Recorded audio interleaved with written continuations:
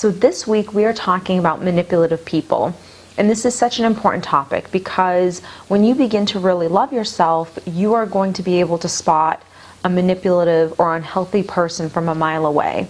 You'll be able to know when someone is trying to manipulate you to get what they want out of you.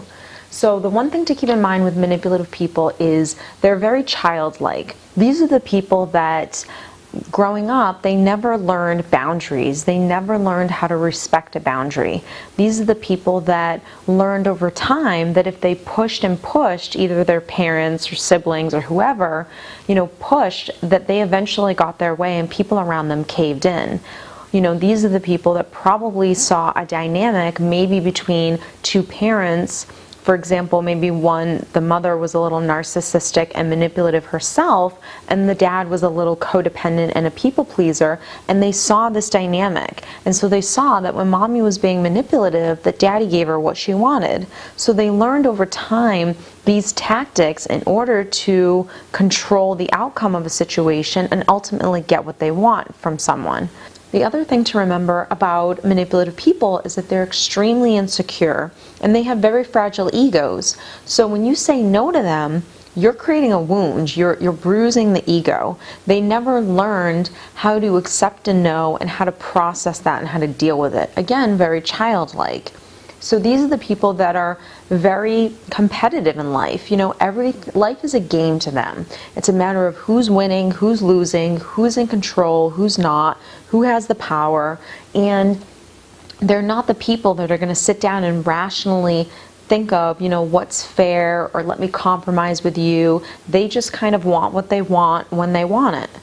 These are the people that when they ask something of you, they want an answer right away. And again, it's that pushing back. It's that I don't want to give you a second to think about what you actually want and how you feel. I want you to give me an answer right away because I want what I want and I want it right now. So if you were to say to a manipulative person, well, give me a minute or let me talk to you tomorrow about this, I just need time to think about it, they won't like that. And they will continually be pushing on you until you give them an answer.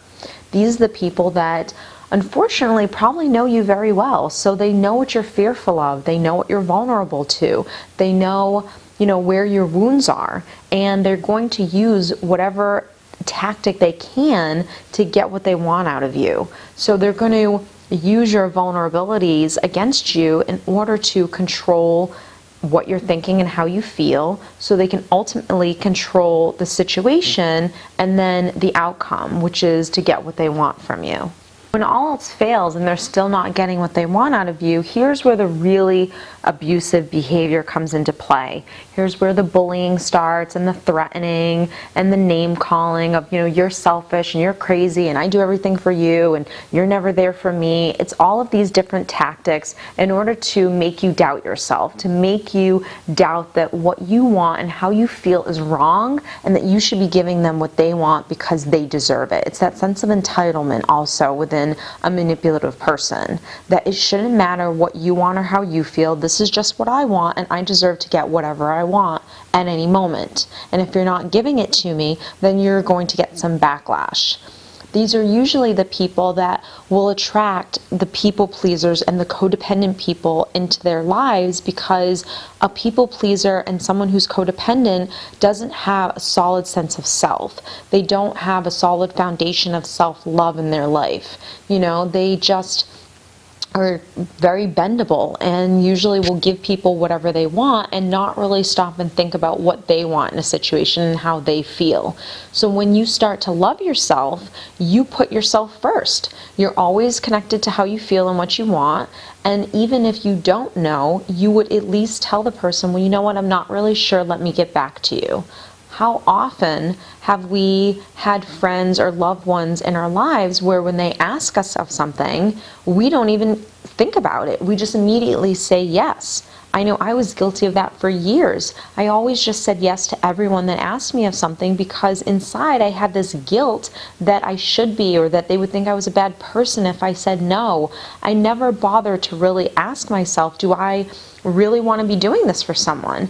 And then I became resentful towards that person for doing it. So I couldn't blame them. I could only blame myself because I wasn't really staying connected with what I wanted and how I felt.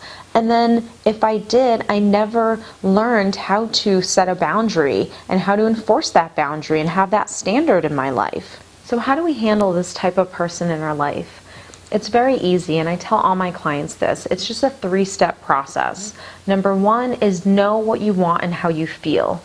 When we're connected to ourselves and we're really loving ourselves, we know whether or not helping someone or giving something to someone else is going to be good for us. Now, if you are completely filled up and you're ready to give something to someone else, you know it's coming from a genuine loving place, that it's not coming from guilt or shame or any kind of manipulation. It's coming from you genuinely wanting to do something. And that's the best place for it to come from, because we don't want to do something if we feel guilty and then later on then have resentment towards that person. We want to do something out of the kindness of our hearts.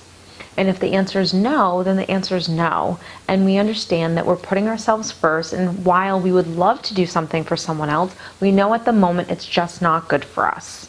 Step number 2 is stand your ground. And this is probably the hardest place to be in, because we're not used to enforcing our boundary with people. We're not used to standing up for ourselves. So once you know what you want, and if the answer is no, telling someone no might be uncomfortable. It might be a weird place to be in because we've never done it before. But standing your ground is knowing that what you're doing is best for you and no one else, and that that's okay. It doesn't make you a bad person. It doesn't make you a selfish friend or anything like that. It means that you're loving yourself and you're putting yourself first, and that is a great thing.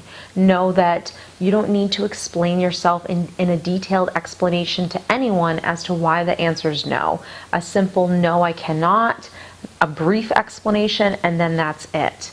Anyone that's healthy and loves you in your life is going to respect that the answer is no. A person that is either unhealthy or has that fragile ego or really doesn't genuinely love you is going to give you a little bit of backlash. And here's where the manipulation starts. First, the guilt may come or the shame may come, and when that doesn't work, that's when the real abusive behavior will start to come into play. Number 3 is be prepared for backlash. This is the part where you're going to hear, you're selfish and I always do things for you and you never do things for me, and how could I even have someone like you in my life? All I'm asking for is a simple favor. And this is where the bullying may start happening, or the threatening may start happening of, I'm never going to do anything for you again, and all of these different types of things that are trying to throw you off your game. So just expect it to come your way. That way you know how to handle it. Regardless, there's no need to get angry or defensive with anyone that's giving you backlash. You're actually seeing someone and they're showing you who they really are and their own character, and you can just sit back and stay in your truth and what you want and say to them, I'm sorry you feel that way. That's one of the best things to ever say to anyone, because after you say it, there really is nothing left for that person to say to you. You're acknowledging that they feel a certain way and you're sorry that they feel that way. That's really the end of it. Remember, all of these things are going to take time. A lot of this is going to take practice on your part, and it's going to take time for the people around you to get used to this new you. But the more you continue to love yourself and the more you practice putting yourself first, the easier it will get.